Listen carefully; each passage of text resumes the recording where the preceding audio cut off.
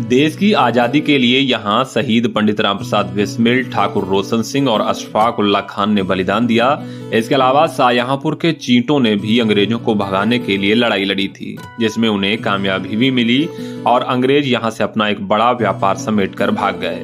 पूरा वाकया 1857 में क्रांतिकारी विद्रोह के दौरान का है, जब चींटों की वजह से अंग्रेजों को शाहजहांपुर में स्थापित की गई केरू एंड कंपनी के कारोबार को समेटना पड़ा था।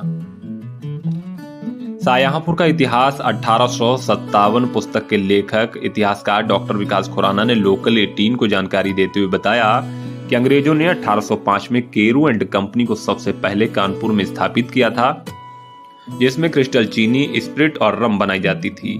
केरू एंड कंपनी से तैयार हुए उत्पादों को यूरोप तक निर्यात किया जाता था।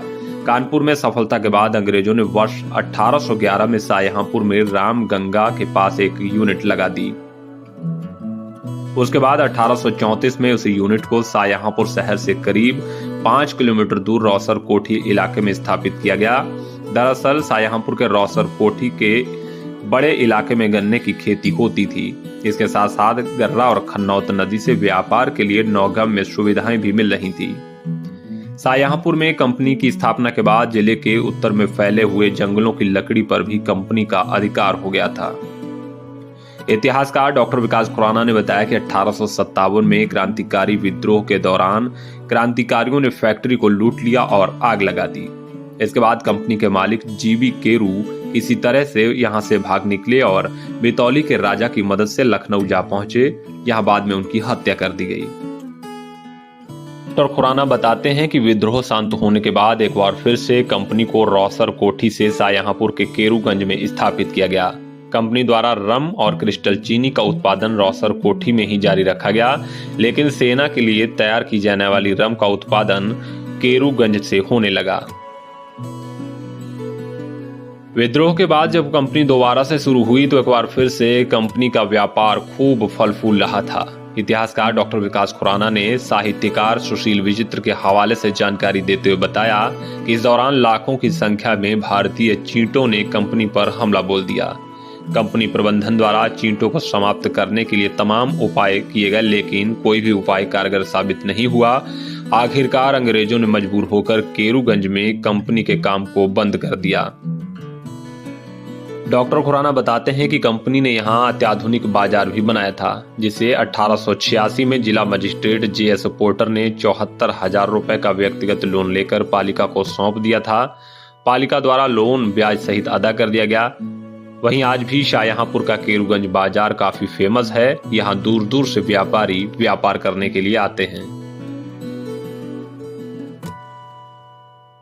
केरू and company basically John Maxwell द्वारा 1805 में स्थापित की गई थी कानपुर में। 1832 में ये काम शाहजहांपुर में शिफ्ट हो गया था और ये फैक्ट्री रम, स्प्रिट और क्रिस्टल चीनी बनाती थी।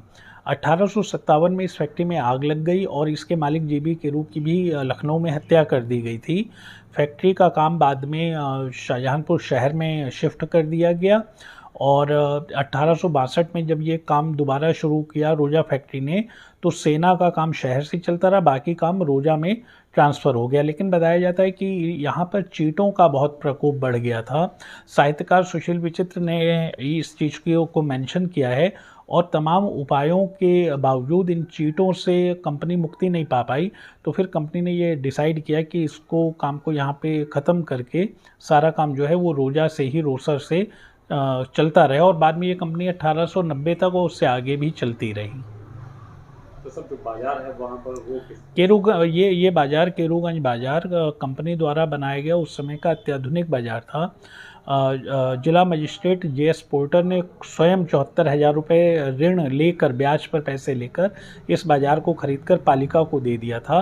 पालिका ने अगले 4 वर्षों में बाद में 7.5% ब्याज की दर से ये सारा ऋण उतार दिया और ये पालिका की आय का 8% सालाना प्रोवाइड करता था।